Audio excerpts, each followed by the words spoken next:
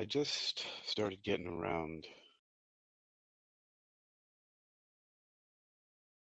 back around to using my Spreaker software. Welcome to Social Audio, EYM Hack into the Metaverse, Wisdom Tech Talk. Graciela. So here is the issue. It's a design, user interface, user experience issue using different technologies. Like, for example, how do I know I don't sound like a robot in this talk right now? Because I have no other feedback under certain conditions. So this is really for people like me who are on the go and want to be able to broadcast anywhere. So I'm getting some messages. Yeah, not chopped, but not smooth. So you see. Now I'm gonna try something else. This is what I'm gonna do. So I'm gonna mid broadcast change equipment. Let's see. Let's see how that works. And then we'll see what happens. Now where, oh where? Try this one. So I'm gonna turn one off. Yeah, turn one off. So first mic off.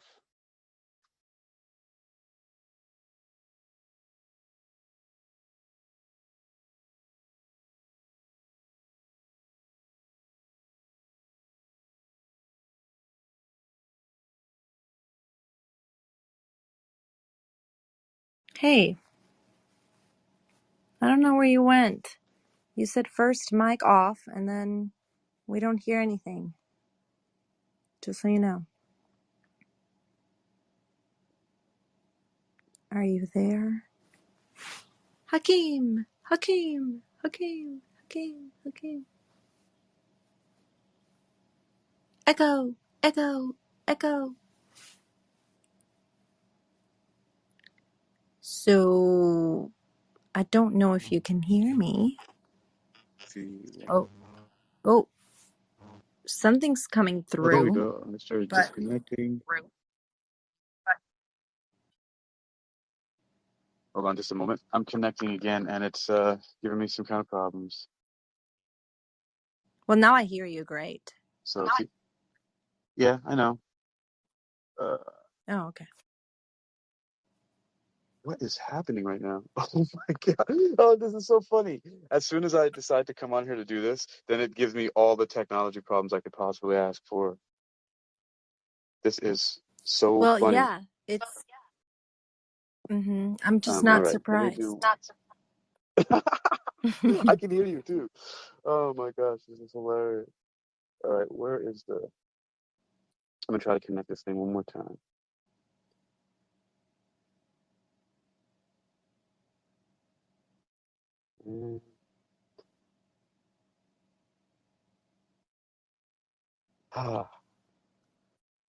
This doesn't make any sense. All right, well, this one's coming back on then. All right, you're back online. This one here, Graciela, you're so nice. Where's the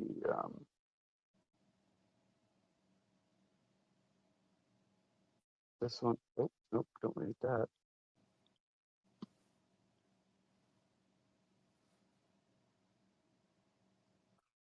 This one has to turn off.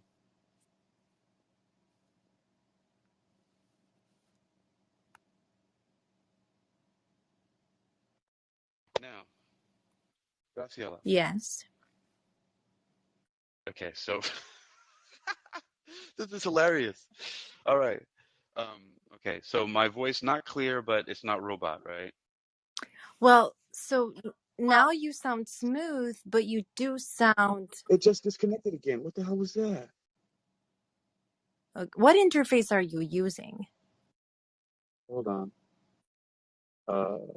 I don't know why this is happening. It's I forgot. It's called a J Labs. It's supposed to be for calls, for calling. Okay. Okay. And but as a connected to there again. All right. So anyway, so here's something that I wanted to do. So first of all, you can hear me, right? Yes. Yes. Okay. So now I can hear you in my headset, which I just connected. So it's from this company called J Labs. It's like $50 at Walmart. Um, and I don't know. On some other platforms, it's clearer. So what I'm starting to notice is that there are different interfaces, the different hardware interfaces with, of course, the different, varying software in different ways. So, and then there are things that sneak up on me, like I wanted to put out that, as you called, sound bath, and and I was doing a little marketing hack.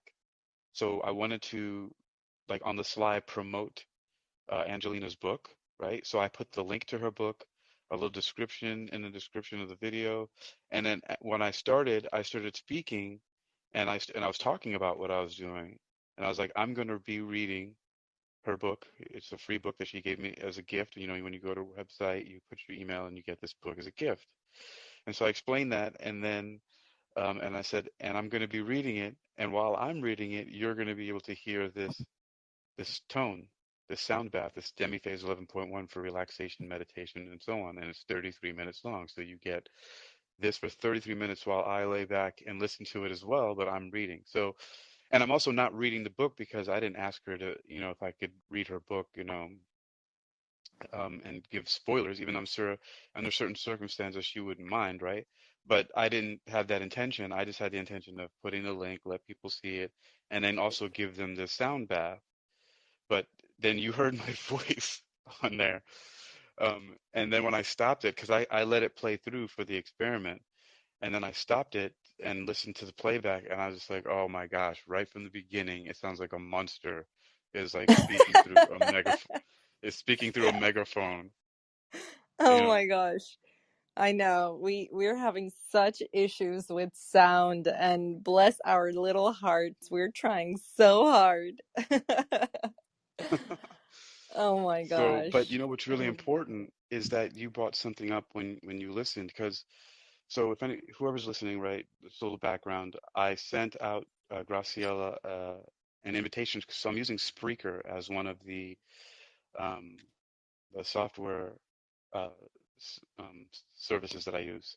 Hello, Sean Jackson, Shane Cottle, Cecilia Grace, Daryl with the dashes, Sharente Carr, heard you earlier. Hello, fantastic people. Trisha Barreto.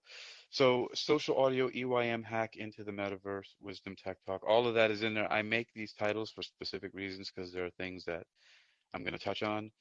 Social audio, of course, because that's what wisdom technically falls under that category of social audio. It's not quite podcasting, not Clubhouse either. It's got its own thing going on here. And EYM, Well, that's just my Clubhouse is also exercise. social audio. Yes, yeah. So Clubhouse is social audio. So is another one I use, Callin. Um, Mm. but they have their differences. Like for example, here you have one speaker, one caller at a time, Right, right. um, Yes, of course. which is completely different from that. And then Hmm. also the listener queue has a different count metric.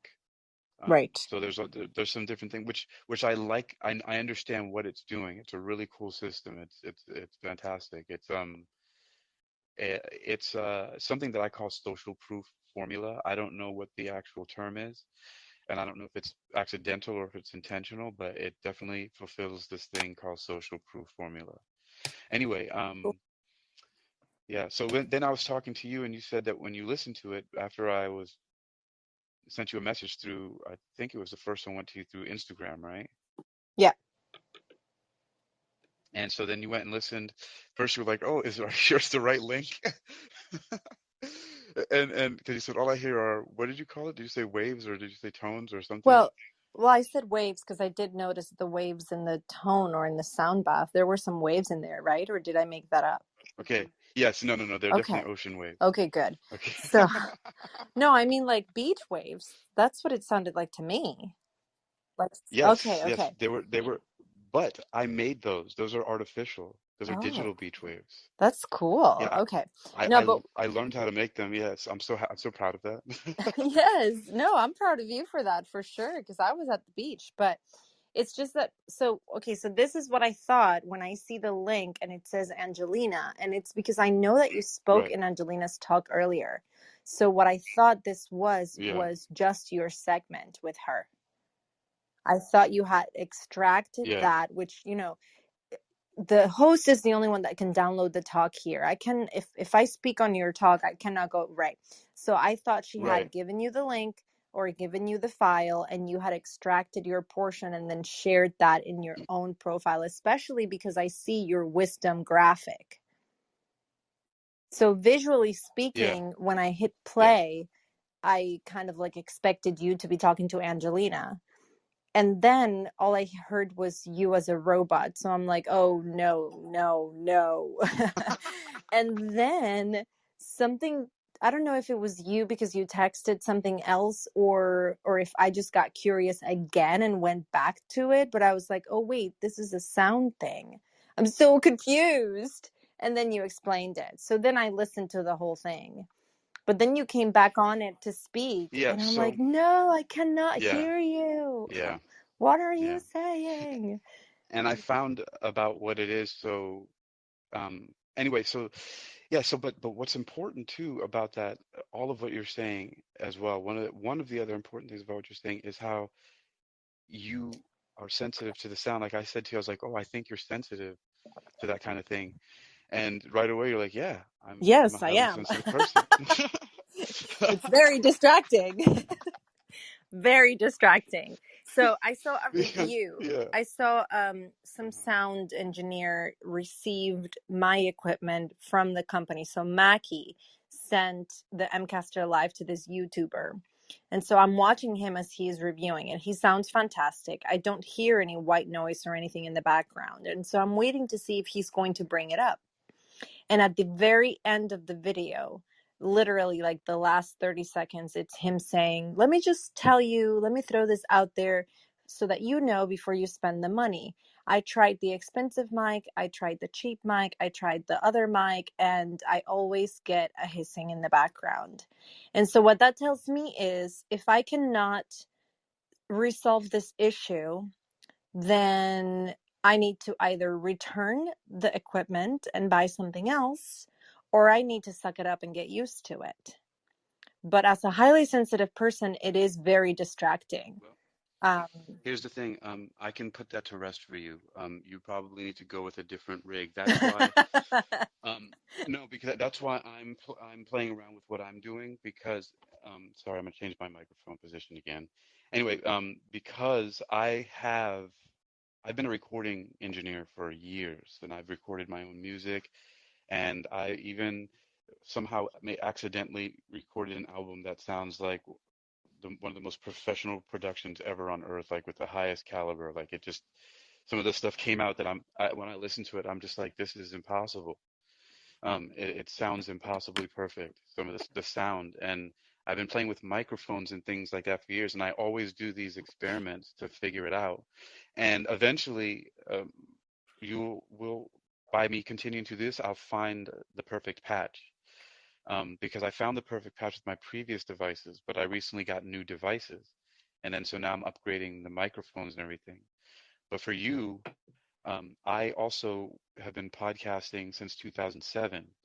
And then I've been with Spreaker since 2014. Well, let's say 2015 because it was December, the end of December 2014. So since 2015. So that's 7 years.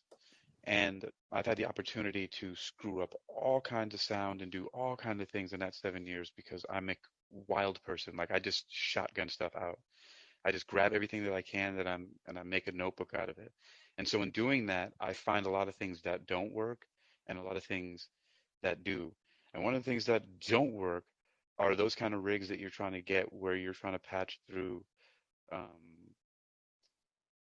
to get a microphone. You're always going to have some background noise, especially if you get one that has, like, I had a difficult time not getting one that has like the sound effects built into the preamp and everything like that. Do you know what I'm talking about? Yes. Where you can make it laugh and all this other stuff. Does Right, yours like have the anything like that? Roadcaster. What? Right. Does yours have something like that? No, mine is just an interface and it has a few knobs to like change Okay. to like the deep male voice or the chipmunk or the Right. reverb, but Yeah, that's the that's pretty problem. much it. Yep, that's the No, problem. yeah, well I don't need to That's it. use any No, of that. it's those things. Right. Exactly. But see, that's the problem. That's where the noise comes from. There's so much signal gain because of these things have to see the more that those things they patch in, it basically it's like the best way I can explain it is overload.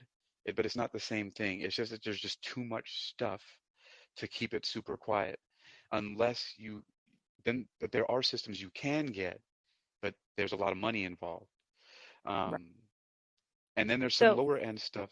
Yeah, I just wanted to say, like, one of my confusions, and this will be resolved by the end of the week because I hate wasting my time like with things yeah, like this. And it's already been a month of my show, 6 episodes, 2 episodes with the equipment. Like, I'm not going to be experimenting forever. And of yeah, course, the clock is ticking on the window to be able to return it, right? But what yeah. surprised me from this week's episode is how the white noise comes in and out, which is obviously it's more annoying. It's like you're either going Yeah. to be there or you're not. But coming in and out, that's even worse. Yeah, but It's so aggravating. that's just Huh? oscillation. That's just oscillation. You'll get signal noise like that from, like, if there are minor surges in just the circuitry in a house or in a neighborhood or from something in the air, like when you, especially if you hear periodic and and the frequency is consistent. Sometimes you hear it coming in, and then it'll come in and out, or it'll come in waves. It's just because all of that is just because there needs to be more grounding and shielding. And you can do it for you can do it inexpensively. It's just that it takes a lot of time and effort to be able to ground and shield everything. So those are just two important words in in broadcasting and electricity in general. Anytime you're dealing with electrical devices and any type of frequency broadcasting, radio waves, all these mobile cells, all that stuff will start to come into play. Mm. Unless you're sitting perfectly still, then you're gonna have issues. If you move at all, you're gonna have issues. If you move your hand. But I saw how you're recording for like your fireside. Um, I got to look in on, and that was really great. And I understand what you're saying. There was some white noise. It didn't bother me. But is that the one you're talking about? The first one that I jumped on, where somebody mentioned something, or are you talking Yeah, about that was another one? yesterday. That was Okay. well, yeah, yesterday. Oh my gosh, time is such a blur. I know, right? It's only Tuesday night. Okay, I okay. felt it. It was last night. Yeah, I felt it. Um, Yep, I know. Isn't that so crazy? So so much. That's what happens when you get so much done, I know. Well, time when is you're an doing so much. illusion. Like, Yeah, what is time, yeah, right? Yeah.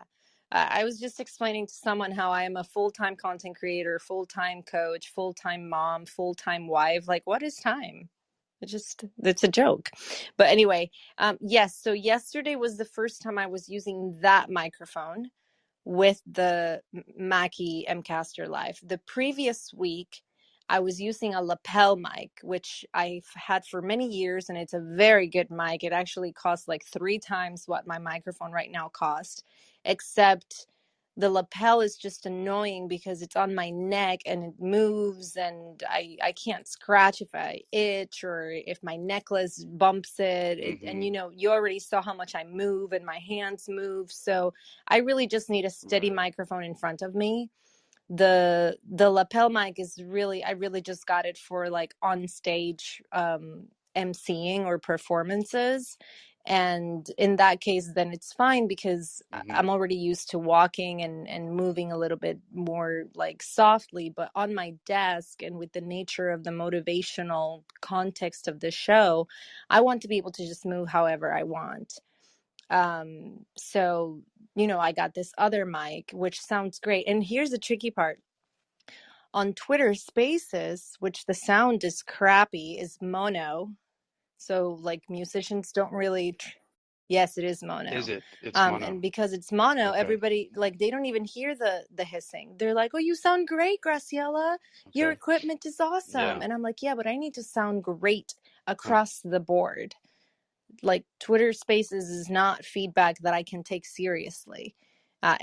I don't even use it for that. Like right now, I'm not using it either. I really just got this equipment to stay on my table for my show. I'm not going to be like doing my random conversations like this one with all of that hooked up, because then I'm just limited to one space, and I'm always multitasking. Let's be honest, right? So yeah, but it's an interesting learning curve. I feel That's like such an one. adult. Thank you, Maria. Look, it's Hmm. Maria. Maria is Yeah. an awesome techie with this stuff. You would love her. Hey. Yeah.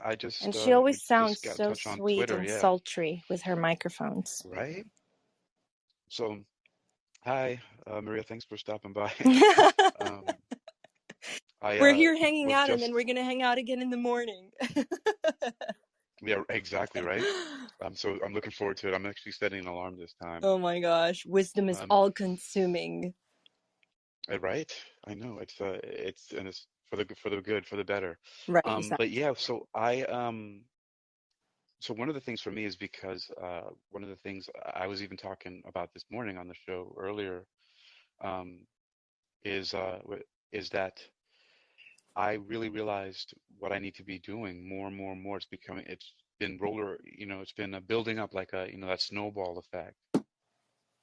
And I've been denying it for so much. I don't know why, but I was just doing that thinking I have to ground one spot and do this one thing. And I don't know why I keep doing it when it's so much easier and I'm so much happier when I'm wandering around. Like I literally I Yeah, when like you're no matter free. yeah, no matter where I go, I could have, my house in Pasadena or I could be in Malibu or I could be in Santa Monica or in New York or here I'm in Virginia Beach or South Florida. It doesn't matter. Wherever, if I have a place somewhere, you won't find me there except for if I have to sleep. It's like I just, I get up and I go to some beach this place or some park in this place, or I'm constantly going into another city. Anyway, that has to do with the fact, though, that I also love to listen to people communicating and communicate with people about different things. And I want to be able to use the technology, right, to do these things like what you're doing, to give these different offerings and to share different kinds of wisdom and all kinds of stuff with people. But in order to do that, we Right. have to overcome some of these challenges. Like, for example, you're a highly sensitive person. So hearing that white noise and that stuff like that coming up is can be an encumbrance for you because it will bother you. And if you have to deal with something like that all the time, you can't be the best you to deliver to your audience, to your tribe, to the people who are following, who Right. are coming to you for this stuff. And so that's a huge Well, not just frustration. that, but yes, and not just that, but I also miss out, because if it's somebody else's show that is giving me that type of feedback sound, then I You tune jump away. out.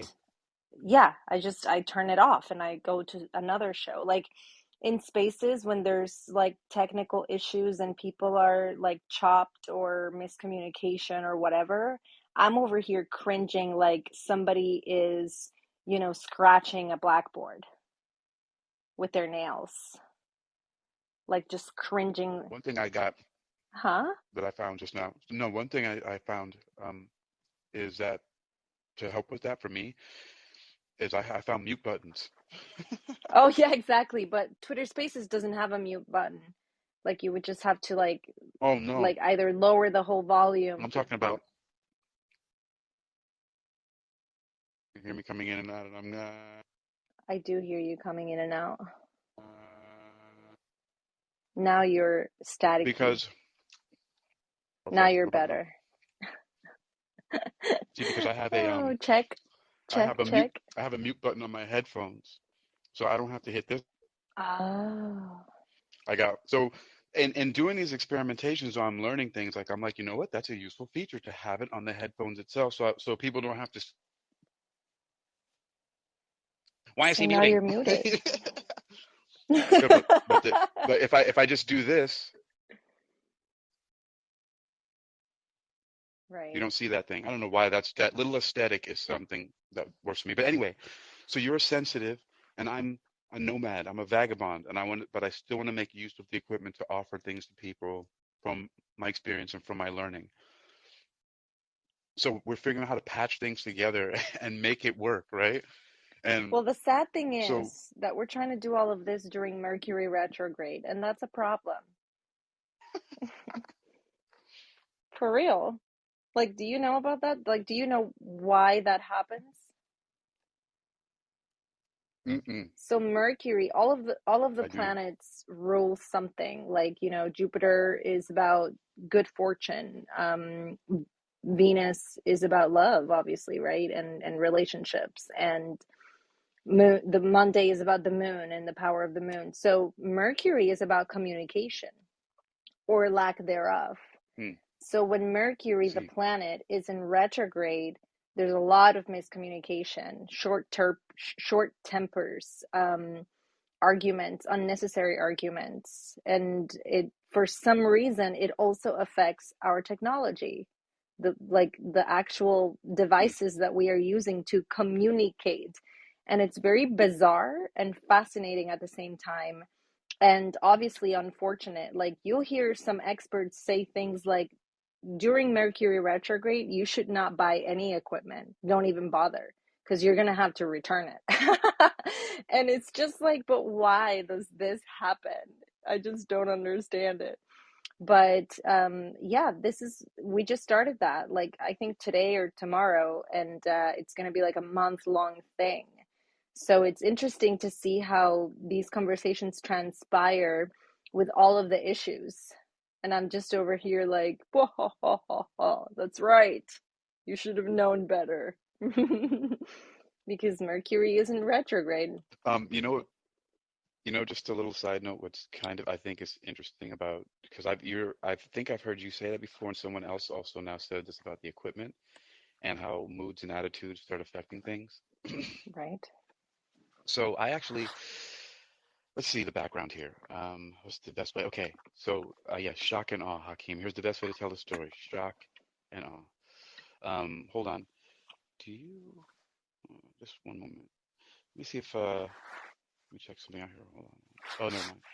All right. So yeah, shock and awe. So you have to shock and awe people. Um, and so the first thing is this. Uh, you have to um, look at some major world events. So O.J. Simpson trial, um, World Trade Center, um, and let's just Mm-hmm. use those two examples. So these are things people are paying a lot of attention to. And because of that, there are some folks, scientists and mathematicians and statisticians of all kinds who have, for various reasons, different random number generators placed around the Earth.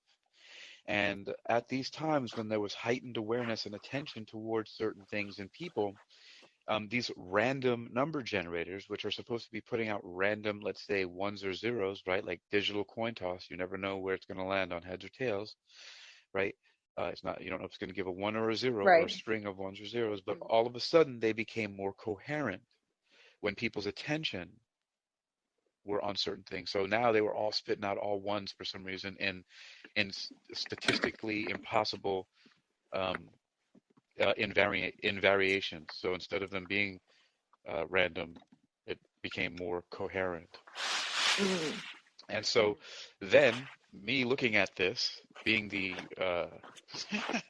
uh, I don't know, careless, I don't know what the just curious person that I am, I decide that I'm going to see if I can repeat this experiment. And basically, because what they did from that information is they got these what they called highly evolved meditators, and basically had people meditate and see if they could influence random number generators. Mm. So I said, oh, I'm going to do that.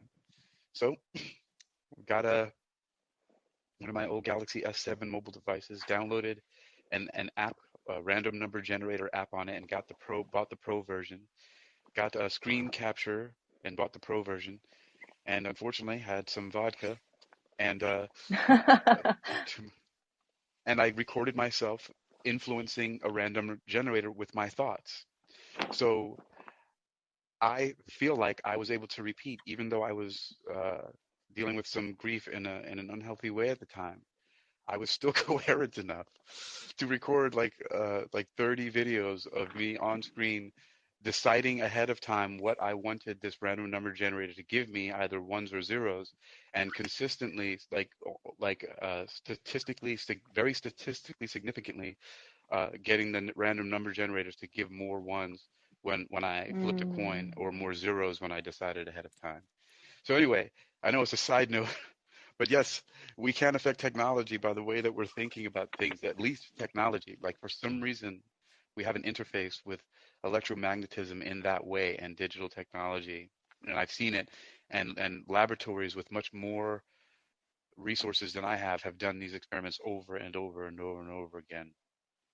And just for reference, if anybody wants to know what I'm talking about, these are the random number generator thought experiments from Dean Radin at the Institute of Noetic Sciences, which was founded by Edgar Mitchell, who's the sixth man to walk on the moon, right? So anyway, but yeah, so the technology snafus can be rather rather annoying, especially when you're Yes. somebody like you who is sensitive to things like white noise and stuff like that. Even though, interestingly enough, you said, did you enjoy the ocean waves that you heard when I had that broadcast earlier?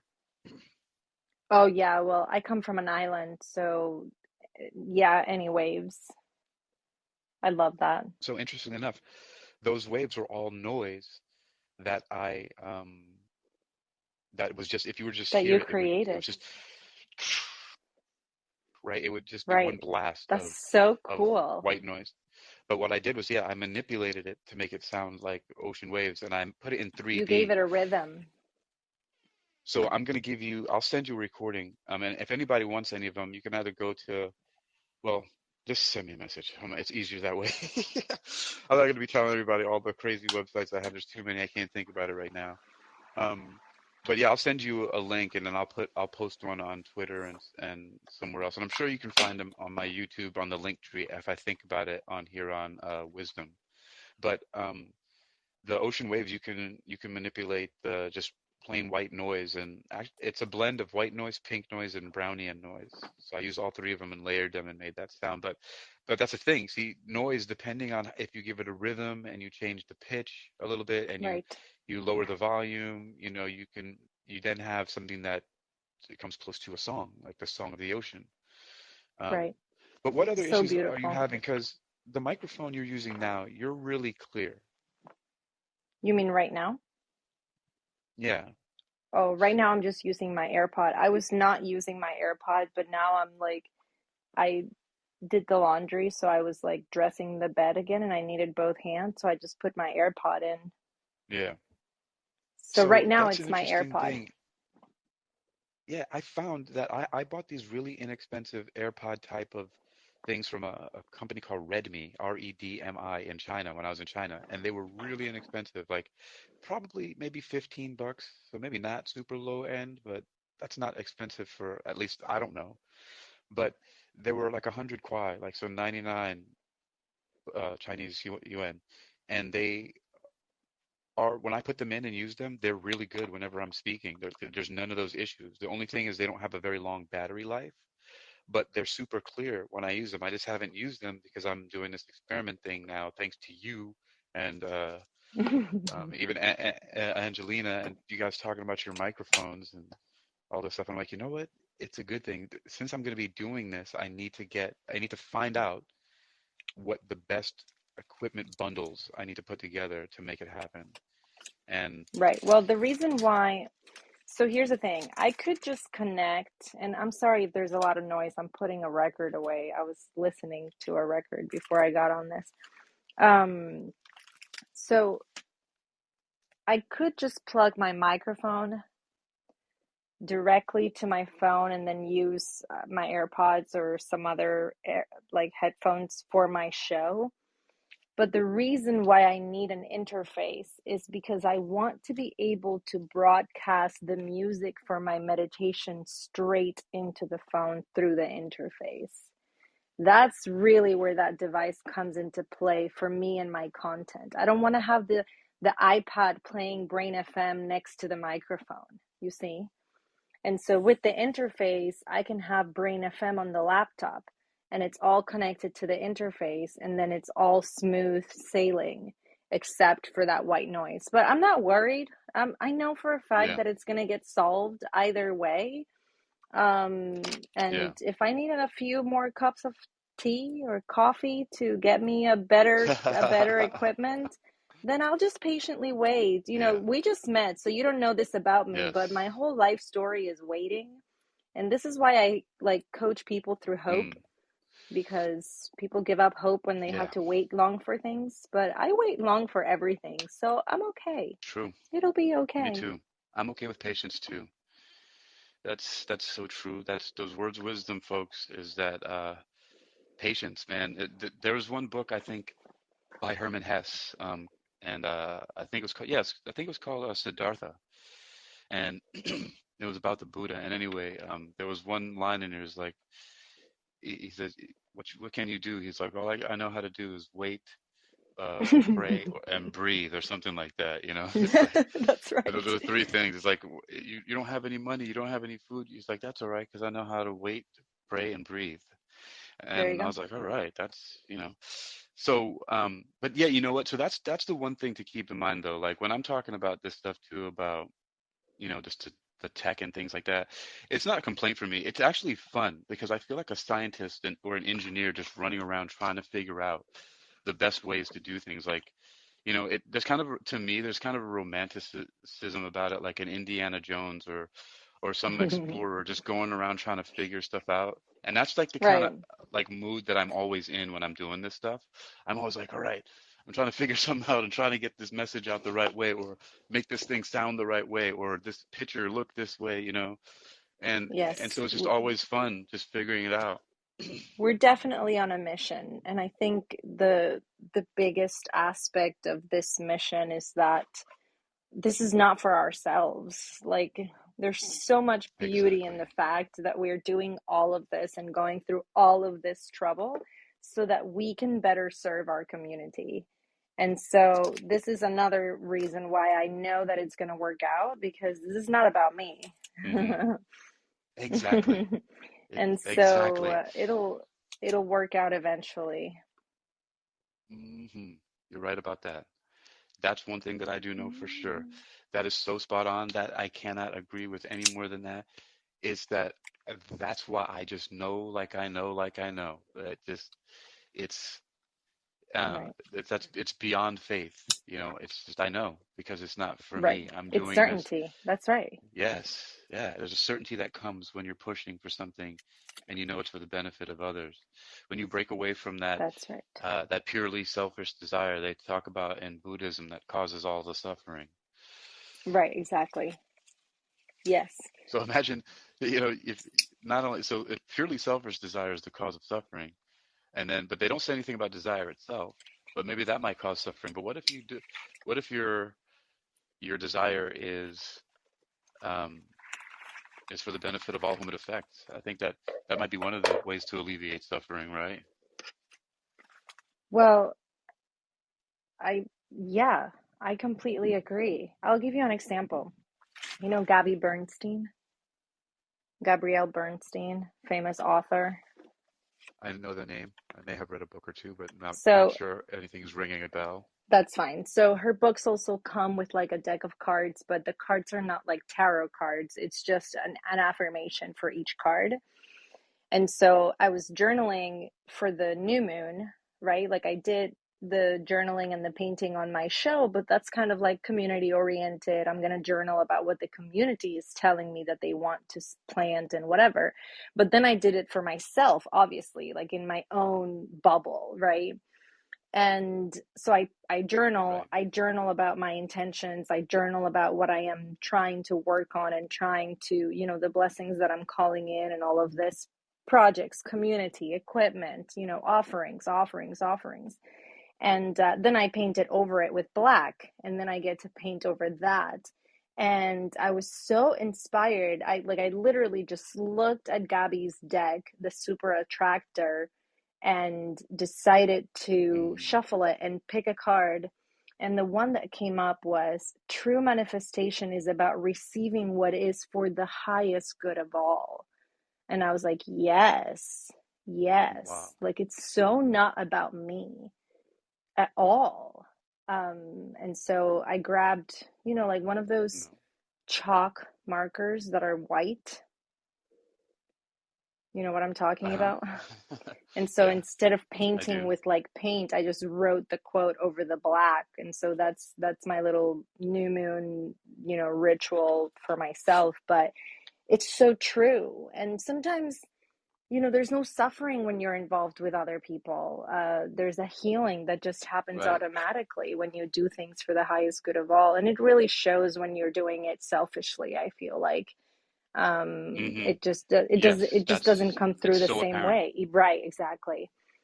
So, yeah, I mean, thank you so much, Hakeem. I want to thank you for entertaining me so much with your company. Well, I don't mean it like that. I Yeah, mean well, with your company and with your experiment and with your knowledge. oh, that's Like this hilarious. was an impromptu conversation and I wasn't expecting it. So that's what I mean. Yeah, well, I mean, I wasn't expecting it either, but I always expect something to come out of something that I'm doing because of the fact that um my whole idea was I'm trying to get something done, just like we're talking about. And it didn't go the way I wanted to, but that whole idea of turning lemons into lemonade is very appealing to me. And so that and that's meaning that I like lemonade a lot, So that's what I do. Right. I actually like lemons, so so there's no problem with that either, you know what I mean? So that's how I look at it. I also like lemons. So, it's like what? Turn lemons into lemonade. Wow, well, I like the lemons just the way they are. So, it's like my Right. failed experiment. I liked it just the way it is because I learned something. Like from that I learned that Right. I can't use the auto duck feature on Spreaker because that's what was causing that extreme clipping that you heard that was sound like when you came on there. Right. Because I heard the recording and I'm like, oh my gosh, this is completely unusable. So I'm like, I'm deleting all of this from every space that Aw. it's in, right? But I I'll go learned, and I'll go and delete the tweets that I shared about it. yeah, I took mine down already. Yeah. You already when I listened to it, I was like, oh no. Because my first wisdom talk was a little bit choppy as well, but it wasn't so bad that well, at least for me, I was like, okay, this thing is 3 hours and 40 minutes long, and it takes 20 minutes before this goes away, and I can also download this and repurpose it. So I was like, you know what, I'm just gonna leave it for now because it has a purpose, and so I'm just gonna leave it. And nobody's complaining about it because it's not like everybody's gonna have time to listen to everything on wisdom.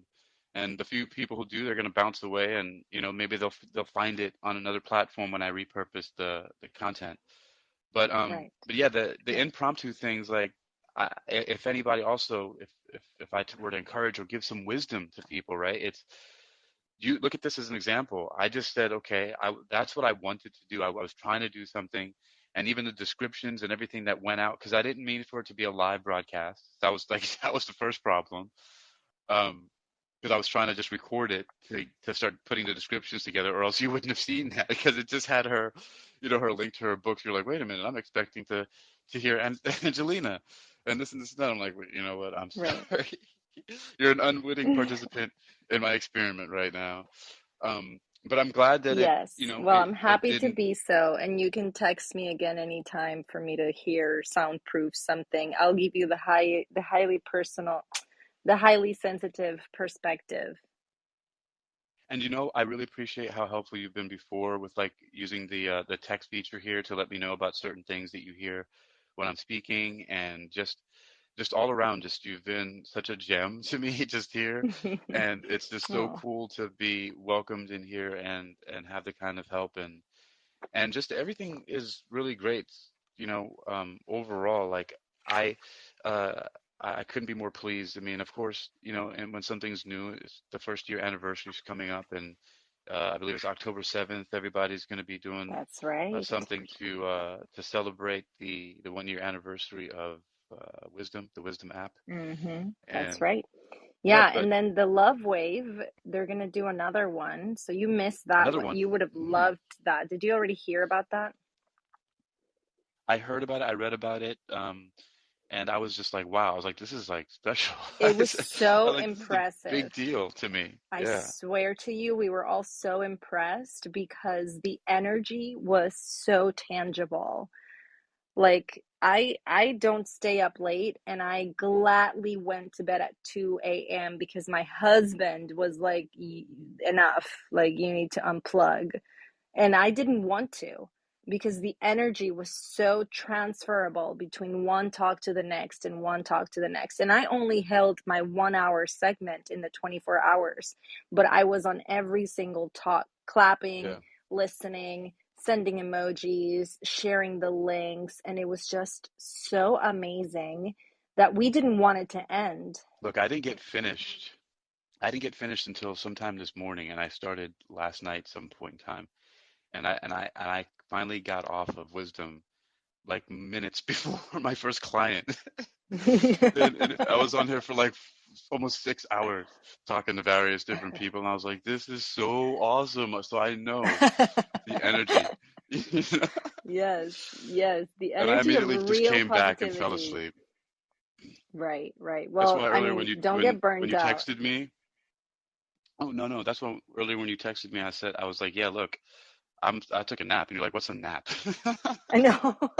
Like, what is this nap thing you talk about, Haki? What is I this nap you know. speak of? What is this concept I've never heard of?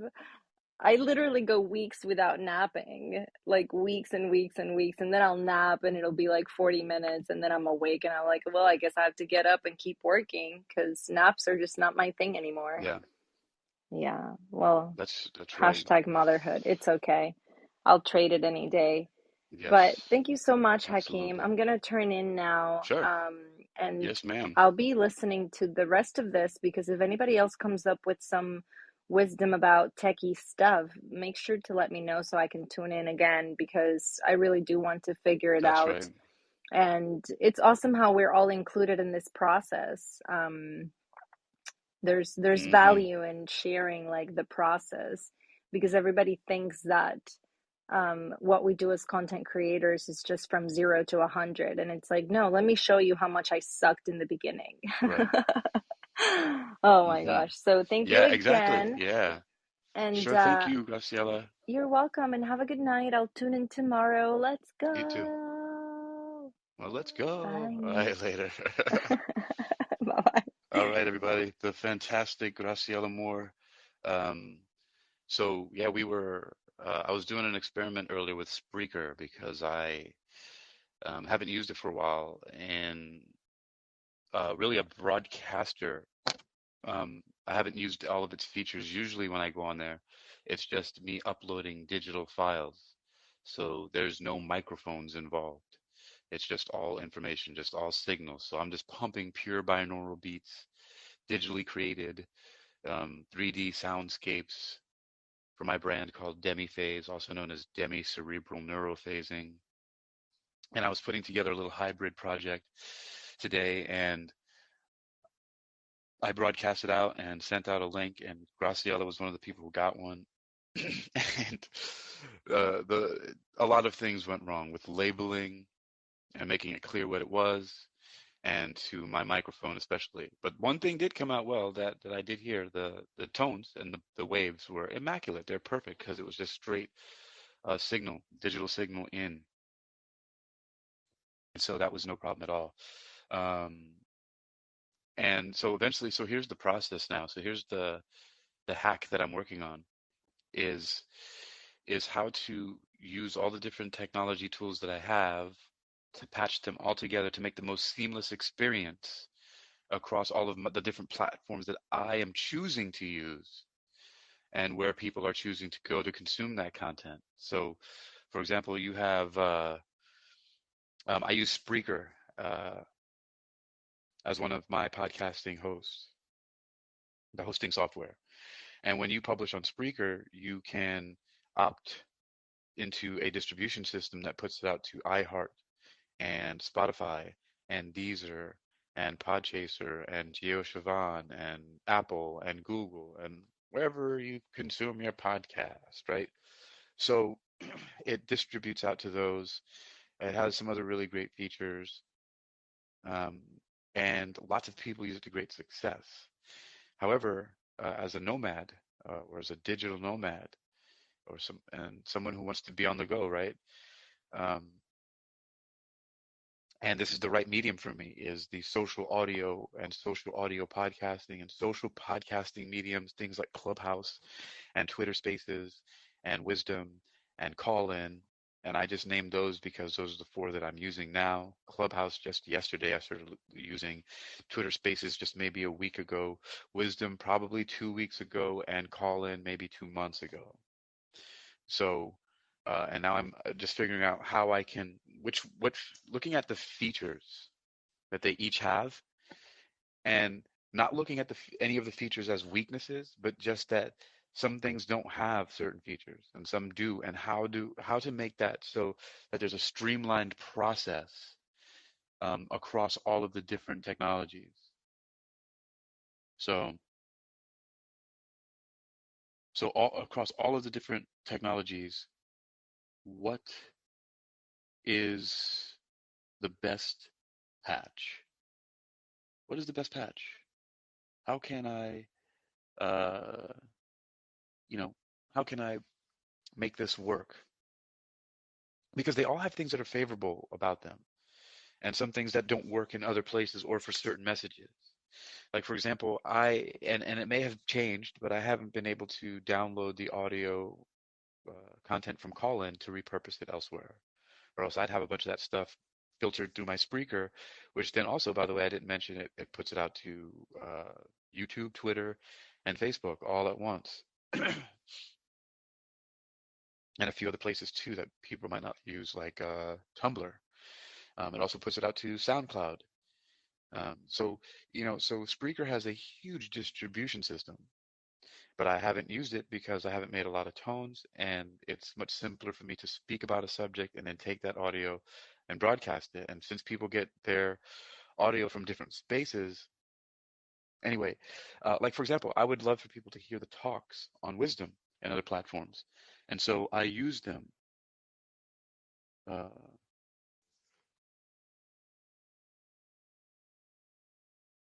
I use those types of shows because people like to hear conversations. So I've put a few of them, some interview I did on Wisdom.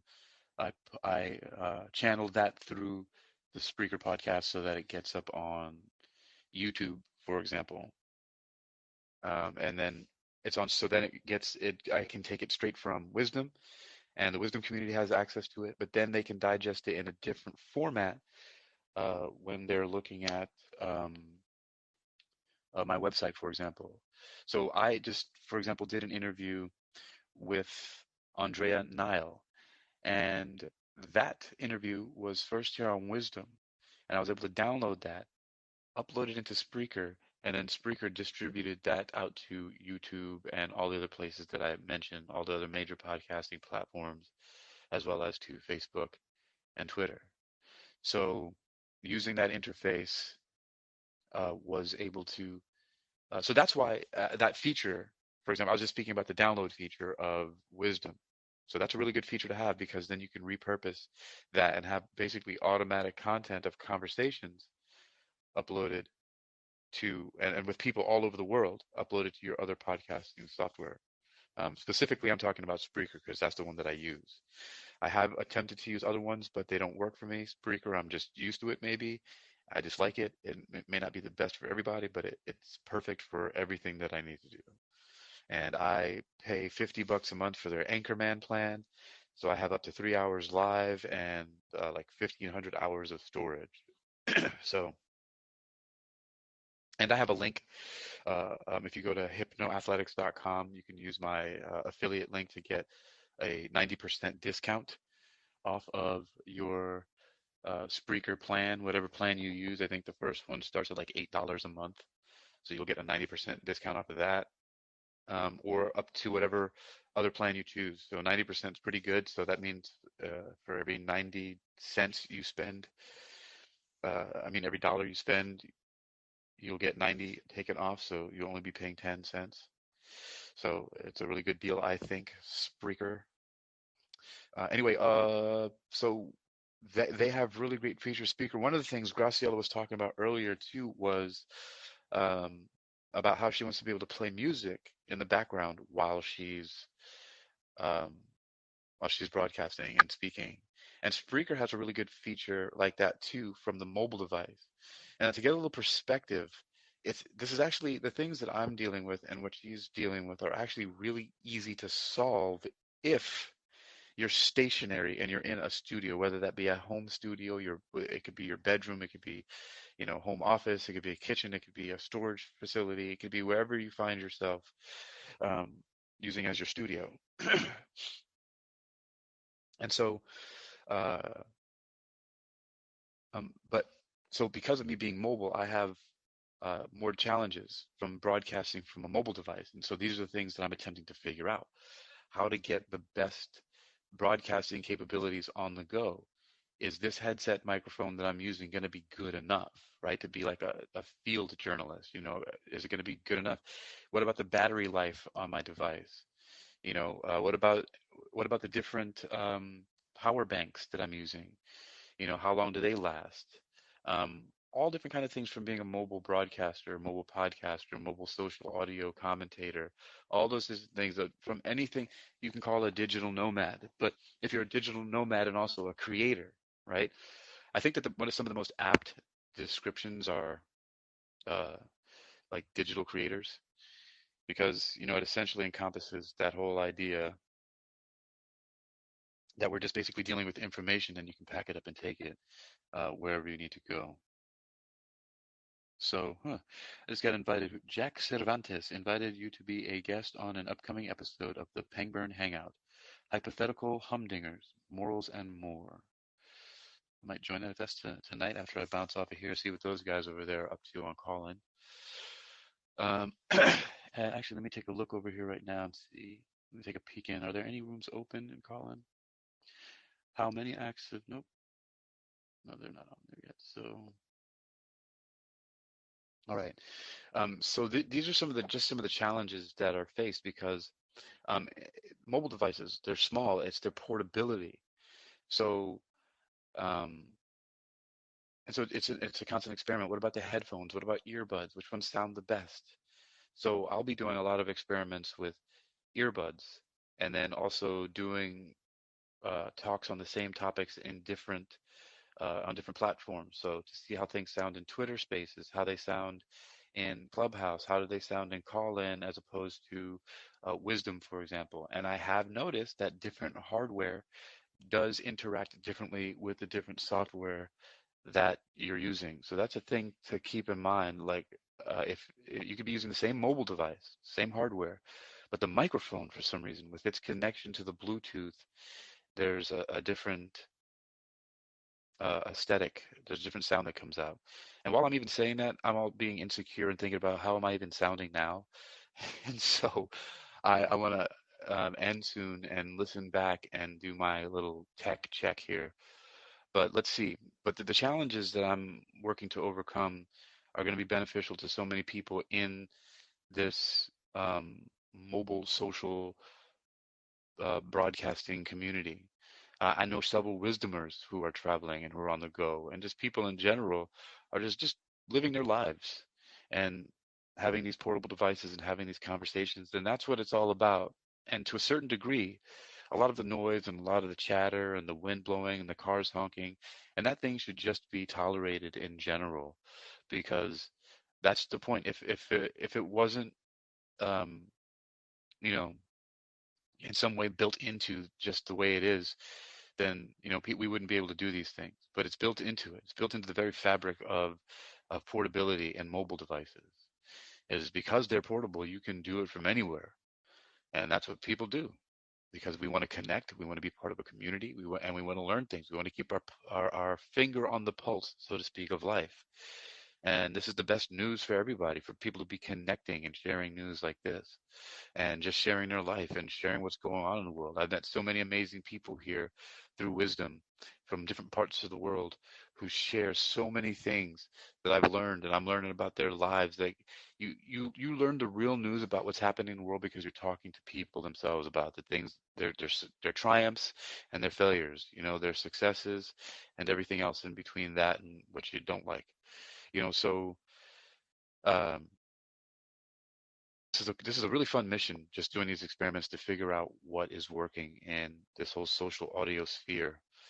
And I think I'm going to limit myself now unless I find something really cool. But I've hardly put up any content at all on Twitter Spaces or Clubhouse. I've got lots of cool stuff set up on Callin, and I'm pretty well at home here on Wisdom, which it's just they make it really simple here. That's another thing too. You see, um, Callin, for example, allows you to make what seems to be an unlimited amount of shows. So for a person like me, that's a no-no. That's dangerous because I already have like 7 shows on there already. And for somebody like me who everything that I do kind of really just lends itself to itself, like martial arts and hypnosis or walk hand in hand with yoga and with weightlifting and with and on and on and on and music because of capoeira and with dance, and it's just there's this interconnected universe and it never stops. So having that many options can be problematic for some people, whereas wisdom does not have all of those options. You have one speaker, right? And then you have one guest at a time. You can have a lot of guests in the queue, but one guest at a time. And then you have um but that's completely different from Twitter Spaces and Clubhouse. So that's what makes it unique, and it also makes it simple because as soon as you're done with it, the recording's available automatically on the platform, and then you can download it immediately. And I think that that's serving a purpose because the purpose that it serves, which is different from the other ones, because it takes a much longer time to get a recording out of Callin, but Callin also provides a transcript, right? So you get a transcript out of it, and you know, and there's other little features that are on there. With Wisdom, you immediately have access to the replay and the download you can then take and repurpose to another podcasting software like Spreaker that allows you to upload files. So, um, what else? And I really haven't looked too much into Twitter. I'm not even sure what the heck is going on over there. There's things like pulsating and stuff like that, and and people are making good use of it. It's just a learning curve with everything. Um, I look for the simplest things, the simplest interfaces, which is the reason why I use Spreaker, which is why I favor Callin and Wisdom over Clubhouse, over Discord, over any of those things. I can't even find my way around Discord right now. I'm sure if I took some time and looked at it, but see, that's the thing. For me, user experience and user interface matters a lot. Like I can get a lot done, and I have a high capacity for productivity, but certain things just need to be out of the way. I don't know. I'm sure that once I start to go into it, I'm going to be a whiz at it because I just get engulfed in everything like that. But for now, there are some really good patches. One of the great things here about Wisdom is that you have really great access to getting people. It's made for you to be able to promote yourself um, in in the links that you have out to other providers, other service providers. So you are able to easily link out to your link tree, for example, if you use a link tree. Or I've seen some others of you guys using another one that was called like 10,000 something. Is it 10,000 links or something like that? It's a really, really cool one. I actually like the way the interface is because it's very elegant, and I like that it's just these clean blocks and stuff like that. Next time I see one again, I have to figure out what it is and download it. But it's 10,000 something, and it looks like a really useful one. Uh, all right, so I've been going on, and I was here with Graciela earlier because we had interacted with some content I was trying to get out. Social audio, EYM hack into the metaverse, wisdom tech talk. I'm gonna do a part two because there's I didn't touch into anything except really social audio and some of the technical snafus I've had. So I'll make this another one because this is actually something that's really important to me because one of the reasons is that the more efficient I'm able to get the content out, um, and in the way that I want it, and I'm going to figure it out, then it's just going to be a hurricane, a storm. I mean, I'm already putting out a lot of content and making do with what I have, but in the position that I am now, where I have the freedom and the space to be able to really just take over and experiment and learn how to make the best out of this, ooh, yeah, some really interesting things are going to happen from that. So let's take a look. So am I going to be looking at right now? Maybe you might have some hacks if you use. I heard somebody else earlier uses Spreaker. So here's some of the things that I'm using right now. The devices. I mean, I'm all on Samsung devices, so I'm all Android. So that's the first problem for some of you are not going to be able to help because you don't use Android. You're all on iPhones and iOS devices. So that's the first problem. So goodbye, everybody who doesn't use Android. No, not really. Maybe you might be using some of the other equipment. So right now I have this J Labs headphone on that's made for, I think it might be made for phone calls and conferencing. For the label. Anyway, but it is J Labs, and one of the features I like about it is that it has a mute button on the headset itself, so you don't have to see the muting on the your audience side, which kind of looks it can be distraction. I don't mind it, and I know why people do it because there's a lot of background noise sometimes, but it's just some little thing. It's a little aesthetic that I like. Um, the other thing, so I'm all right now. I have two Galaxy S7s and an S20, S20 FE 5G or something like that. Um, and and so that's the hardware. Um, right now, the laptops and stuff that I'm using for my websites, that's not even coming into play yet. So I'm not even talking about that stuff. I'm just talking about things you can fit in your pocket in a small backpack. A small kit, a mobile kit to broadcast from that's mostly audio. Um, I mean, but you can really technically do a lot with video as well, YouTube uploading and stuff like that, depending on what device you have. So, but I'm just talking about with what I have and doing the social audio. And there are many reasons for that, why that's really important to me too, just because of the universality and the accessibility of audio, which is much different from video, especially in things where people are operating different machinery and equipment like cars, right? So uh, let's see, what else do I have here? Okay, so I'm dealing with Android devices. Two of them I'm mostly using for the most part for different things. You know, the reason why is because it's a small computer and you can do a lot of research on one device while you're broadcasting so you don't interfere or accidentally do something on the screen of the device that you're broadcasting from. So that's what one of the S7s I have is for. The other one would be that for that too, if I needed a backup for something else.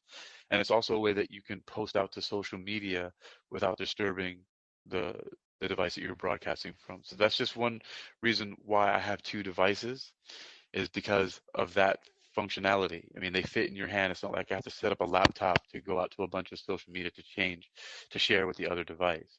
And so it keeps the uh, the broadcasting device, the main broadcasting device, on the same screen all the time for the most part, while the other one does the other communicating, text messaging, back and forth, and other stuff that I need to do while I keep an eye out on the screen, the broadcasting screen at hand. And so at a minimum, I'm running two of them. And then I do have backup headphones. So like if the battery on this were to die, I could swap this out for uh, Studio Beats headphones or some Redmi Air earbuds that I have. So backups, you'll have if you don't have the optimum to take your broadcasting journey. And then I carry uh, several several power banks. One's from a company called Pisen or Pisen, Pisen, but I bought that when I was in China. And then, but you can get any power banks that work for you to charge your devices. Um, because also if you're unplugged somewhere and you're broadcasting from, like I wander and sometimes I might just go sit in the woods or anywhere where I have signal. When I'm in California, I'll be going hiking or sitting in a mountain somewhere, or, you know, just wherever you are. Sometimes you can't plug in. So if a headphones goes out, you know, you can start to charge that one while you use some other ones temporarily. And just, it's just good to have that backup power. Also, one of the features I really like is that the headphones I'm using right now, the JLab headphones, um, these, they also have, um, they also can be wired. So you can plug them into a device that has a headphones jack in it. So, um,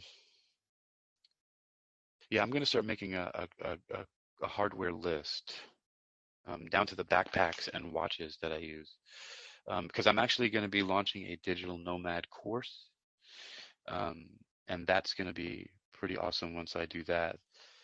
The digital nomad course is going to really teach you how to completely unplug and get around the earth. Hey, Chris, how you doing, buddy? Hey, man. Wow, like 59 minutes and a lot of talk time. That's a Yeah, long time. I leave it open like that because I can kick you out if I want to. So, There you go. There you go. There you go.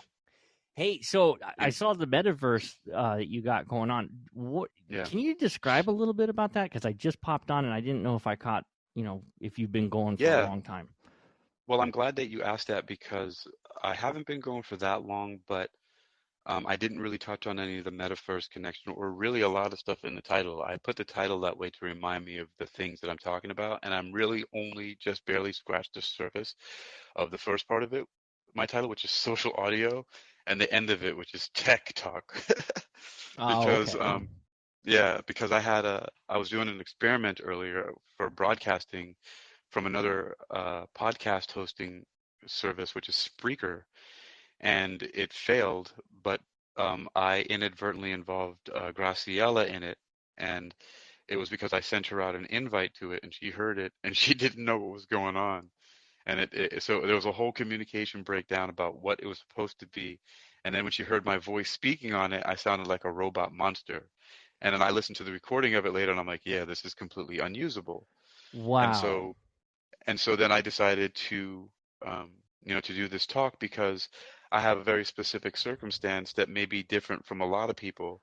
You It's definitely different from Okay, Graciela. I don't mean Yeah, to stop. I don't mean to stop you, but I gotta ask you a question yeah, because I yeah, actually sure. have a Spreaker that's where it's receiving my RSS feed. So does that mean Yeah. that with Spreaker, if you're uploading through your RSS feed, is it changing your audio? You No, think? see, now that's completely different Okay. because I was broadcasting live and I was speaking through this headset microphone that I'm using now, and but I'm doing it from my mobile device. So that's why I was about to say that my situation is different from most people. Okay. Because for years I've been trying to force the optimum amount of broadcasting functionality out of mobile devices. So it's I don't it's broad. mostly all mobile being out on the go, Yes, which is actually more, exactly. it's beautiful that way because that's how, Right. news media does it and everything is they And broadcast that's my mobile. obsession. Yes, that's my obsession. So that's what I'm pushing for. So that's my very particular circumstance because meanwhile, I got a lot of work done on a laptop doing purely digital information. Like I create a lot of binaural beats and stuff like that. Oh, Oh, by the cool. way, I listened to your podcast. I really love it. I forgot to tell you, Really? so I'm Thank glad that you. you're on here. Yeah, yeah, yeah. So, I forgot what I was going to tell you the other day when I saw you in a room because I really liked the name of it. Um, but it'll come to me in a little bit anyway. But anyway, bravo. If anybody out there is listening, this is Chris, who's on here from Interstellar Frequency.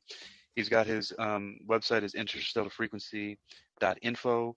You can find him on Apple Podcast and Spotify. And it's really, really cool. It's different from any podcast that I've ever heard because he infuses his own voice and his own journeys of the things that he's doing with not just background music, but just a whole background ambiance. It's a whole Wow, experience. thank So you, you dude. guys should That's check that that out. is awesome. You're Yeah, the so really first cool. that's actually said something like that I've actually been able to that I don't know within my circle. I mean, I only Sure. have a couple people, but even though that I have, family members or friends that I was like, hey, check this out, tell me what you think. they don't want to talk about it because they're afraid, airing dirty laundry or something. And it's like, no, let's not do that. And no, I'm confidential. I want to keep it. I want to keep it monotone. And There's a lot of that with family and friends. They won't share the stuff out there until they see you're like a superstar or something like that. I wouldn't worry about that. It's a very strange thing that happens. is that what it It's a is? very, very, it's, yo, man, listen, I've been dealing with this stuff for years. I don't take it personally. It's just for some reason, people are like that. Like I remember when I was out in China and I was completely separate from my friends and family, and I would just put up pictures of me out in China with my wife and us going to an island or getting on a plane or going to a ferry. They're out there just sharing all the pictures and like, hey, look at my brother or look at my bro, look at my friend. He's this, that. As soon as I come back and I need a little bit of help and I'm not on top of my game, it's like, oh, and then I try to start doing something new, then all of a sudden they're like, it's crickets. It's Yeah, just, it's just I don't crickets. know you, and what ship did you fly in on? So the thing is I have a much more success, just not even, like I don't even, it's not even a part of my conversation. Okay. If So they bring it up, they bring, you keep it completely separate within your family members and friends then. yeah, if they ask about it or if they're interested, I mean, I'll talk to them about it. Mm. I get excited about a lot. So I might have misspoken when I said, oh, it's not a thing, but I don't, what I mean is I'm completely emotionally, um, uninvested in it. I might get a little, insecure or a little hurt sometime, and I'm like, man, you haven't heard that? Because the thing is, Right. is that my podcasts have like over 500,000 downloads, and Wow. streams. So I'm like, Congratulations. thanks. So I'm like, if that's the case across the board, like, how is it that you don't even know it exists? Like, like I'm like, you're my brother. Like, I just talked to you yesterday, and you don't know this thing happened. But I actually do know why that happened. And you asked a question about the metaverse, and one of the reasons why that happens is, all right, everybody, listen closely. I'm about to tell you some conspiracy theory shit. Here we go. Perfect. This is like It's interstellar just no, frequency stuff. So let's go. yeah. Well, it's just built into the system. That's all. It's really, really simple. I happened to stumble across getting an invitation through my email. Usually it gets advertised to you, I would assume, but I got an invitation to this Meta Blueprint certification round of courses where you can get a Spark AR digital creator certificate from Meta Blueprint. You can get um, a media buying professional certificate, a media planning professional certificate, a digital marketing associate certificate, marketing sciences professional certificate. I mean, they have all these So certificates it's like a whole different type of school and courses and stuff like that? it's a marketing school and courses, and all it does is just integrate social media and digital marketing into it. Based on the years and years that Facebook has been around and has been, adding pixels um, and other trackers to the cookies and things like that to people over the years. So they've mastered the online marketing game because they've infested the internet with these things. Let's just call them pixels. Mm-hmm. So they have It's like pixels, the and it's, cookies, basically. yeah, and it just basically rides along and it collects data on you. Now, the thing Right. is, what I do believe the truth about it is they actually don't take your personal information, like your actual physical address or your actual name. They don't collect like your name and social security number stuff like because they have no need for it. Yeah. So it's They collecting they information of yeah, what you're looking at or where it's you've and your been. demographic. Yeah. They want to know who you are. They want to know what color your skin is. They want to know approximately where you live. And they'll know that because where you shop, where you bought something, so, or where you were at least. They want to know So this how. goes down the rabbit hole of Edward Snowden, basically. So if without what happened with Edward Snowden and him notifying the world what was going on, we wouldn't be able to track when we do our show. We wouldn't be able to find out what country's listening and where the demographics are and all that stuff if it wasn't for him coming out and saying it. Is that's my take on that. I don't know. Well, I can't speak on that because I haven't paid any attention to anything about Edward Snowden, believe it or not. Um, I wouldn't say that I put it in the category of Game of Thrones, but it's also something that I haven't paid any attention to at all, except that Mm, it's just so overwhelmingly popular because it's important. although I don't understand how important Game of Thrones is. I just haven't looked at it yet because it hasn't seemed relevant to me yet. Although I'm sure that it has impact on lots of things I do, which is like what you just said, right? I don't know Um, anything about Game of Thrones, so I'm right behind you on that one. right. But I mean, like Edward Snowden, though, like what you said made sense to me on just on a surface level.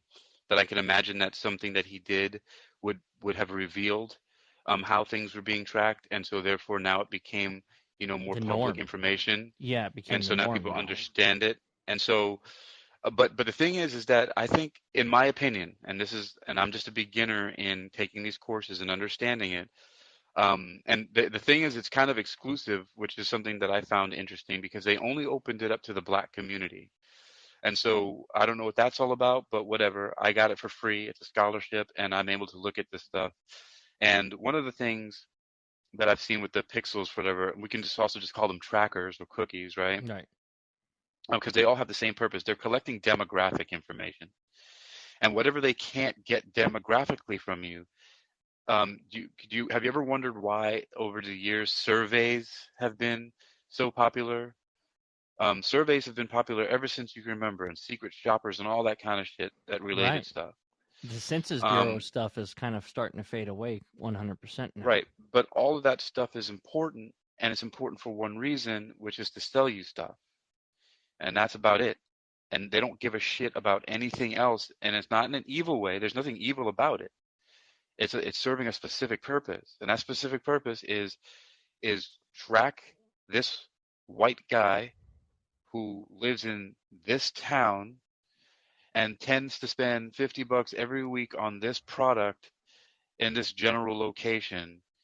Um, what can we get in that area or in front of his screen when he sits down at his computer because his mobile device is near it and we know where he is, and when he opens it up, what advertisement can we put in front of him because he may not have known about it before for him to take action to get it.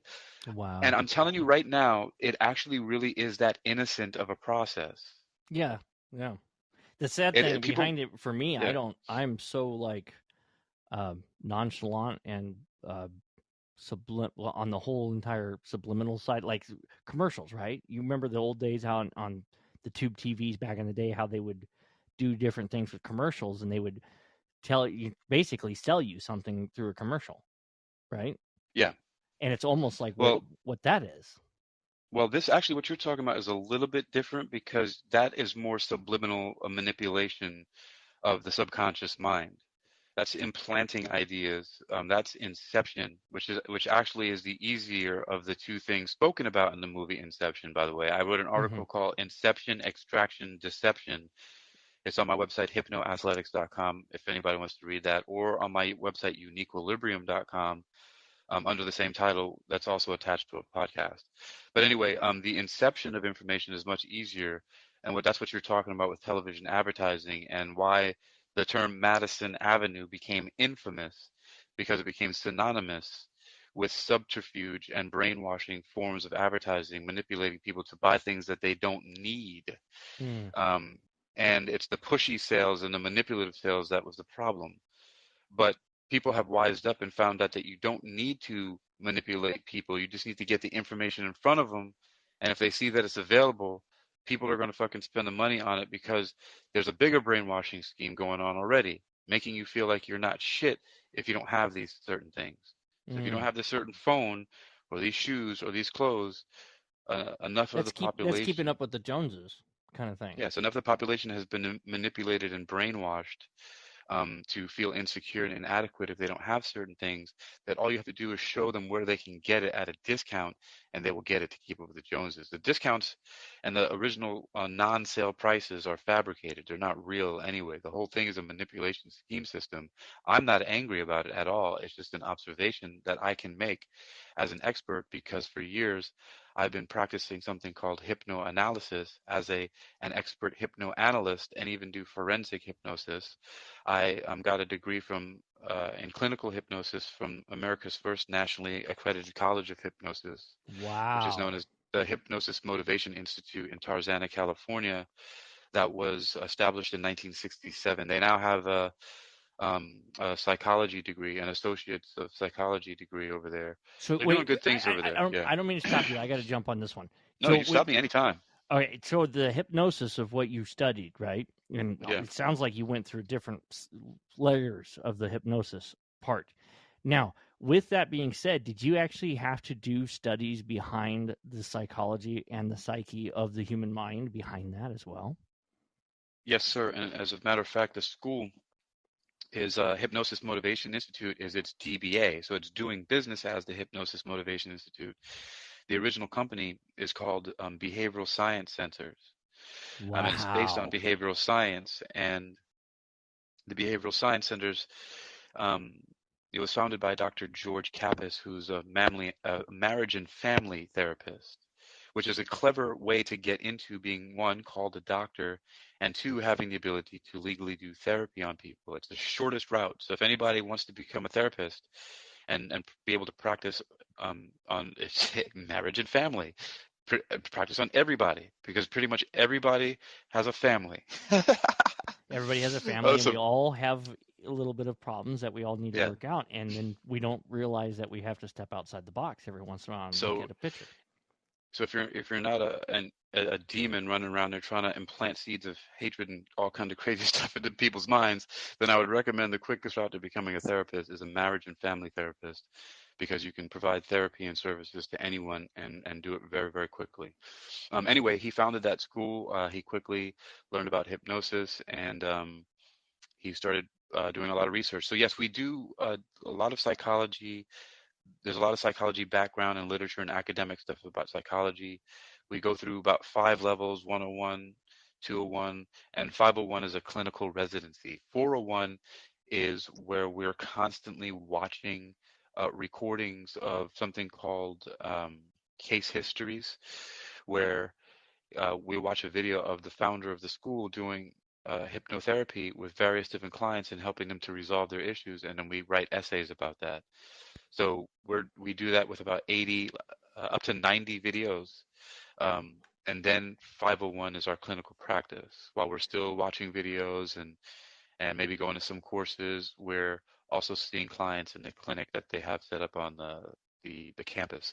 Anyway, but all of that to say, though, is that I can see the manipulation that has been going on for many years in media and advertising in so many different ways. And if people want to look at something that's really in depth about that, they should look into the work of Eldon Taylor. I have several of his books, but Eldon Taylor not only has a degree, he's a PhD in psychology, but he has a PhD in metaphysics, which is one of the degrees that I'm pursuing, also is in metaphysical sciences. But he has that interesting background that he has something that people would consider to be uh, woo-woo uh, as metaphysical sciences degree, like a doctor of divinity that you could get from a church or something like that. And then he has a degree in psychology. So, um, and in his books, he details and shows evidence. Like he's got the art, he's got the images in his book showing exactly how certain alcohol and tobacco is sold, specifically with deeply embedded sexual images being subliminally transmitted to people Wow. embedded in the advertising. Yeah. Um, Wow. Wait, I'm Choices and Illusions is the name of the book, by the way. Choices and Illusions. I'm curious with the hypnosis part. When you have you ever uh, went down the road of the hypnosis with clients per se or Oh yeah. patients? Um, I was seeing clients before I even graduated from the school. I started the Hypnosis Motivation Institute in November 4th of 2004 and hypnotized the first person in that day in class. And I got hypnotized that day in class by my instructor, whose name was John McCarthy, who also was one of the head instructors of the neurolinguistic programming at the Hypnosis Motivation Institute. Wow. So um, he yeah, it was an incredible experience, and the exact same thing that happened to me in an arm levitation technique, I repeated by reading out of a book called the Professional Hypnotism Manual that was also written by Dr. George Kappas, Hmm. who's the founder of the Hypnosis Motivation Institute. And I put a woman into a trance within minutes, a full, deep, somnambulistic, sleepwalking trance.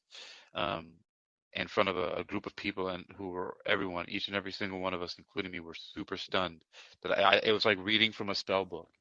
Like I cast a spell just by the formula that I was taught at that school. Okay, so I want to ask a question because this is what I'm Yeah. feeling, and it sounds kind of interesting, and maybe you might be able to explain it better than I could, but I want to ask this question. So when dabbling in the idea of of taking the path of the hypnosis into the mind, you're basically taking the subconscious and putting it off to the side, and you're speaking directly to or I'm sorry, the conscious. You're taking the conscious, putting it off to the side, and you're basically talking directly to the subconscious mind at that point. Is that kind of how it works, or are both minds simultaneously firing at the same time? Well, you are. I mean, the model that you just used. It could be presented as an accurate one that would help people to get work done. So, if it's workable, it's right. Um, there's a slightly different one that I learned in this system of Kapp-Assinian hypnosis, which is what is Kapp-Assinian hypnosis, named after George Kappas, the founder of the school.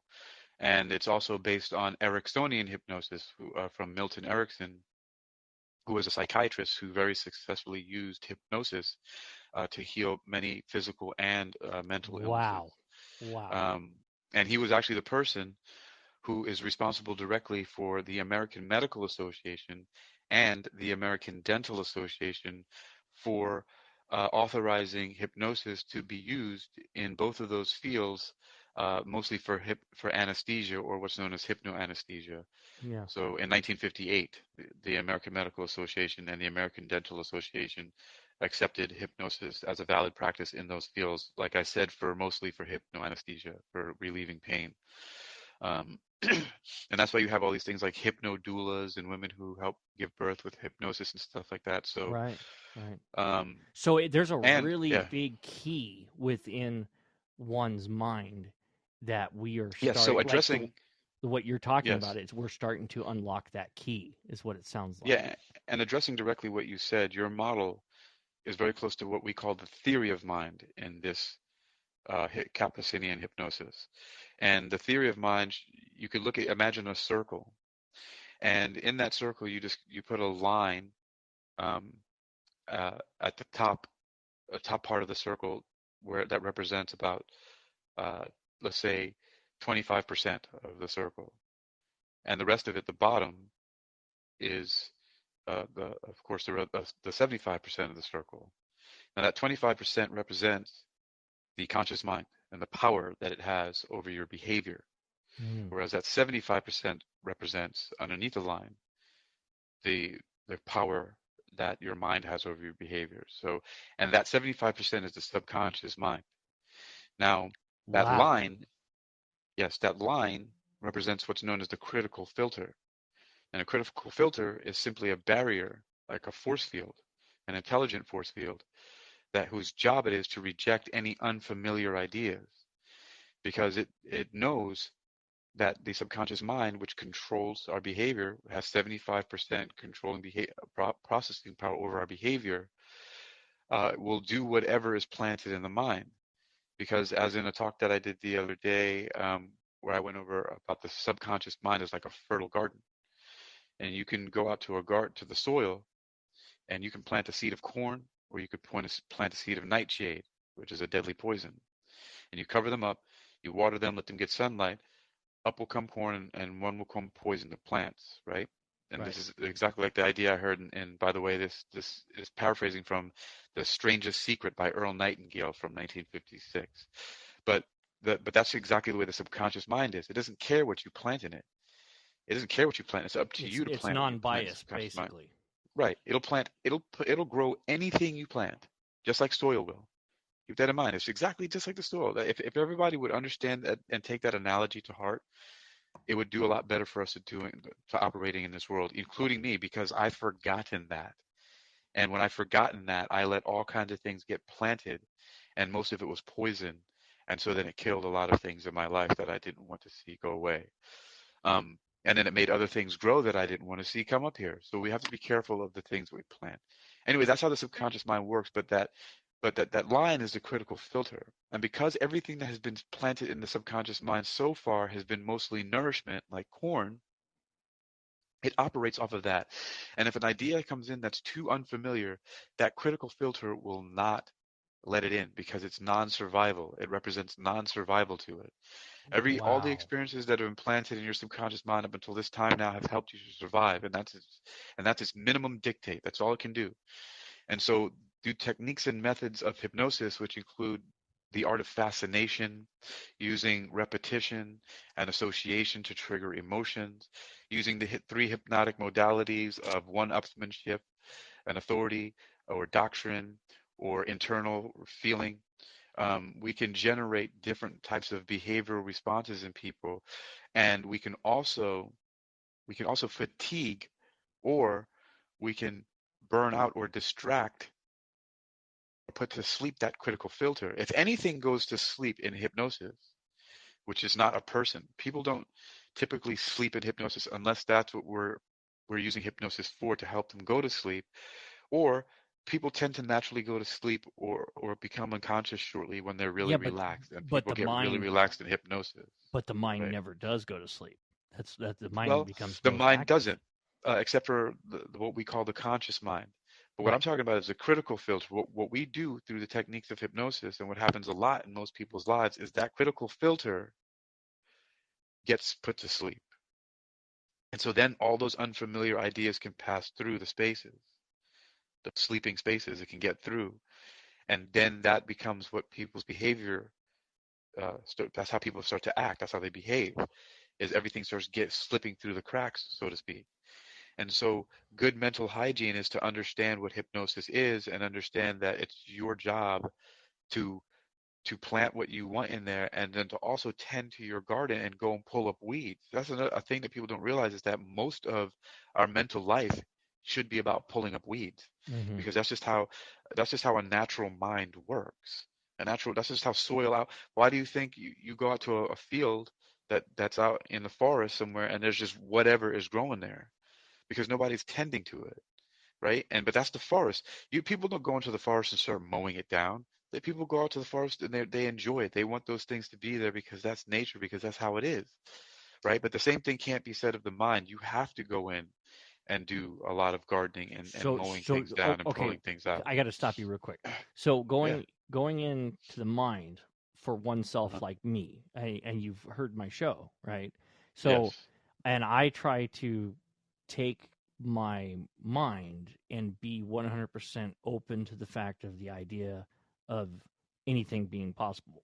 What if, Yes. or if, which is interstellar frequency, right? So, if it is possible to just let that barrier down to stop the filtering, then the new ideas are able to come in. So basically, oneself could actually achieve that without using hypnosis, I imagine. Well, we do it all the time. We just don't call it hypnosis. But Really? but remember, to a hammer, everything looks like a what? A no. Yeah, so I'm a hypnotist. Everything looks like a fucking hypnotizable subject. You know, it's like it's like I look at everything under the through a lens of hypnoanalysis because I've learned about it so much, and I'm still Hmm. an idiot with hypnosis. I mean, there are people who have built fortunes in their practice out of it because they're doing a very specific thing that is very easily digestible and very well received by a lot of people. Right. And for years, I haven't done that. Now it's really easy to approach me about hypnosis because of the way that I am using it. And the way that I was studying and working with hypnosis before was mostly in in uh, in critical analysis of media um, and politics. But I've long pulled away from that for the most part. I still have opinions about it. But back to about how this even links into the metaverse and advertising, is that so the manipulative advertising and brainwashing has been used for years. The thing that we have to realize about hypnosis, just like any other fundamental law of nature or power, is that it's inherently neutral, and that just like your subconscious mind is inherently neutral, what we're trying to do is plant ideas in there because that's what controls your behavior. And again, your mind doesn't care what you plant; it'll grow anything. And so even techniques like hypnosis that are used in advertising and all this other stuff are by themselves neutral. It's what are we advertising to people and what are we directing their attention to? So if you're going to be selling, high fructose corn syrup filled, RBST, RGBH, Roundup ready, freaking, Chemicals. Yep. right, then that's a problem. Hmm. But if you are marketing and advertising somebody, for example, for them to go and check out the Interstellar Frequency show, which you can find on Apple Podcasts and Spotify, right? Hmm. That is a good way to send people to the direction. I would rather people send people to almost anything other than Monsanto, but why even have to compare it to that when you have something like you're offering? You know, the thing about marketing and advertising, why people should well put their money into promoting interstellarfrequency.info and funding that and sending money to that rather than some crazy ass company that is gonna, you know, Well, here, just real doesn't care quick, about the environment, did it put you people. there? Did I bring you into my world and put you there experiencing it? Yes, absolutely, Awesome. because your emotions, like it's so live, the experience, even though I know that you go back and you record the sounds afterwards, and you do a little Foley, it seems at times, you know, like it it's like you sometimes you're closer to the microphone, sometimes you're away. It's like a whole dramatic experience. It's a three-dimensional experience because it's like there's a lot of movement, and it sounds like it's like you're changing proximity, and then and then sometimes you have to listen closer to what you're saying. So it's a whole experience because it's You really have to inconsistent give it and 100% your attention to get the yes, full experience. it's inconsistent in an artistic way. It's like I get what it's about. Like it's a whole experience. It's the reason why I make binaural beats where I have sound frequencies that are in people's left, their right, and front, over their head and their back, in the Right. headphones. Right. So it's for an experience. So I totally get it. And that's why I enjoy it a lot. But again, um, anyway, the all that stuff is completely innocent. Back to what we even started with the metaverse thing before, and I was talking about basically all they're trying to do is get information so they can sell you. They're like, oh, he has a habit of buying such and such a thing, right? Like let's just say that is there anything that you do buy on a regular basis, for example? Let's just use that as a Yes. real example Yes. of the metaverse. Yes, because I'm a vapor and I love my nicotine, and so Yeah. therefore I'm always vaping. Yep. So I buy that, but it's not Okay. something that I don't think here in California it's not legally able to be sold over the internet because it's considered Okay. uh, nicotine is considered outlawed or something. Drug. I don't know. It's a drug. Right. So it's not over. The controlled substance is what they really call it. Really? Wow. Yeah.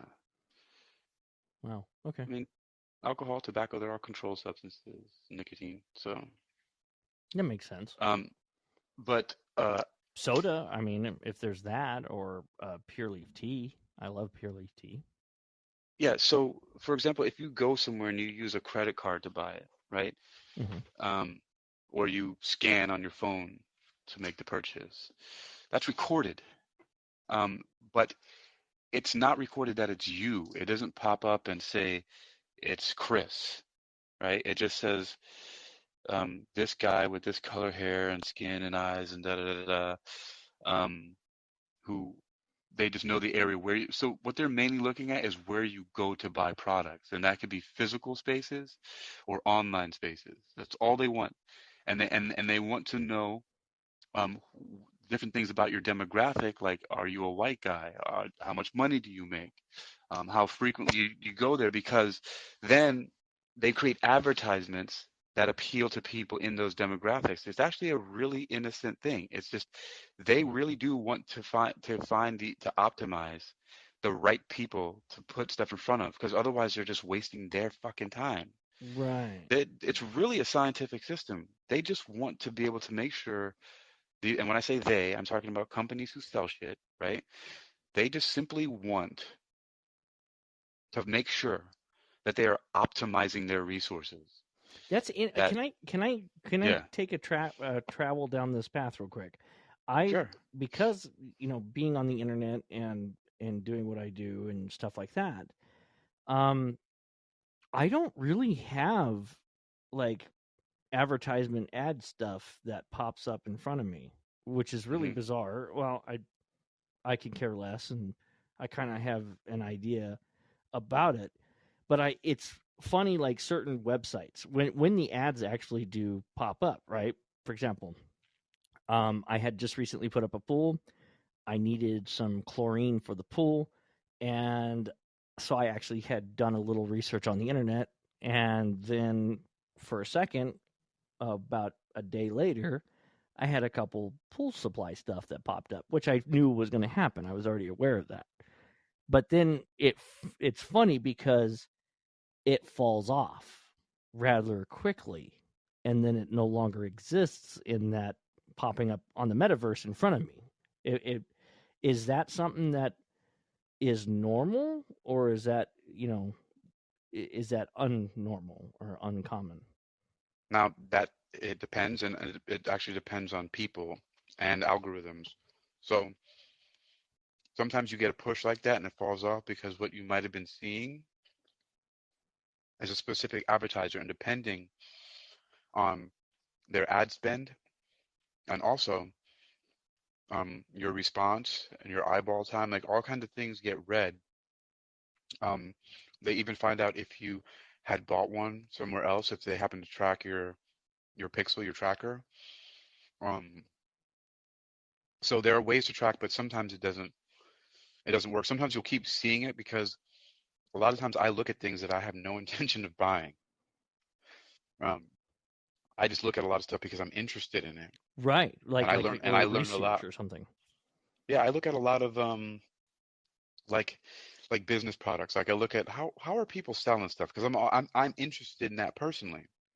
And so I'll go down the rabbit hole of all these people email lists and these companies that try to do this and that, and they claim to offer services for businesses. So I'll look at them, but I'm not going to buy something because I'm like, I'm not going to, I don't want it, but I'm interested in how they're doing something. Hmm. And because I keep looking at those things, I keep getting advertisements for them because it seems like I'm interested because I go all the way in because I'm doing research. Um, and so it does, it's tracking behavior, So really. I don't, I'm sorry to pick your brain, and please No, excuse me I for mean, I don't this. know everything, but I love to have these discussions, and I'm learning a lot too.